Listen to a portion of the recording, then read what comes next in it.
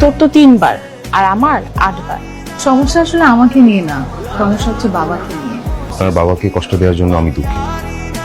আপনি এখানে? আসলে আপনার সাথে আমার কিছু জরুরি কথা ছিল। বেশি কথা হলে একটু অপেক্ষা করতে হবে। ভাই আমি অপেক্ষা করি। এই ব্যাপারটা ধরুন বিষাক্ত সাপের কামড়ের মতো। কি যে কঠিন একটা রাত গেল গতকাল, সারা রাত ঘুমাতে পারিনি। আপনি নিশ্চয়ই আমাকে সরি বলতে এসেছেন। হ্যাঁ, আপনাকে তো অবশ্যই সরি বলা উচিত। একবার না, 100 বার না, আমি হাজার হাজার বার আপনাকে সরি। তাহলে বলুন, আপনি বলুন, আমি গুনছি। সরি সরি সরি না, মানে একেবারেই তো আমি 1000 বার সরি, মানে 1000 বার তো আমি বলতে পারবো না। আপনি ধরেন যে 1000 বার সরি। আই রিকশা। এটা কিছু হলো? আপনি হুট করে রিক্সায় উঠে গেলেন, আমার তো কথা শেষ হয়নি। শুনুন রাকিব সাহেব, প্রেম করে বিয়ে করার মেয়ে কিন্তু আমি না। যদি তেমনটাই হতাম তাহলে কিন্তু ক্লাস 7 থেকে প্রেম করা শুরু করে দিতাম।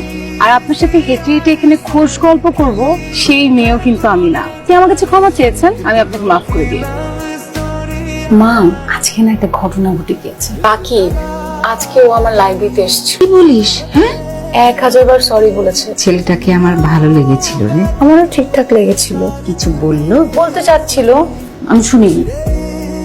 আপনি যে আমাকে এরকম প্রতিদিন বিরক্ত করছেন, এটা আপনার পরিবারের সবাই জানে। ঝামেলায় তো পড়েছি আমি, আমার পরিবার তো আছে তাদের বুঝ নিয়ে, আমাকে কেউ বোঝার চেষ্টা করছে না। আমি বরং একটা কথা বলি, পাগলামিগুলা বাদ দিয়ে দেন। এই ঢাকা শহরে আপনাদের নিজেদের বাড়ি আছে, ভালো একটা চাকরি করেন, অনেক ভালো মেয়ে পাবেন।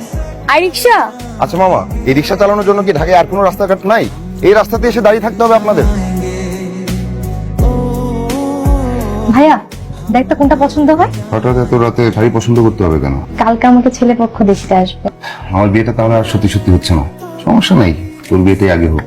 বাবা মা কষ্ট করে পড়ালেখা করিয়েছে, তাই ভাবলাম বাসা বসে কি করব, তাই চাকরি করছি। বিয়ের পর আর করবো না। কেন?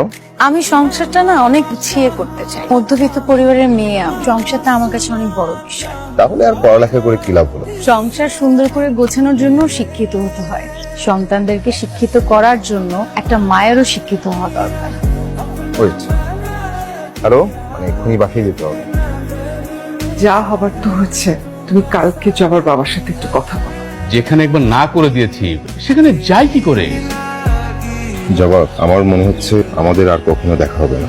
আসলে আমি অনেক চেষ্টা করেছিলাম দুটি পথকে এক করতে, পারলাম না। আচ্ছা, আজ আমি আপনাকে বাকি নামিয়ে দিয়ে। আপনার যেতে হবে না, আমি যেতে পারবো। আর আপনি আমাকে নামিয়ে দিতে গেলে এলাকার মানুষ নতুন করে আমার চরিত্রে একটা দাগ কেটে দেবে। ভালো থাকবেন।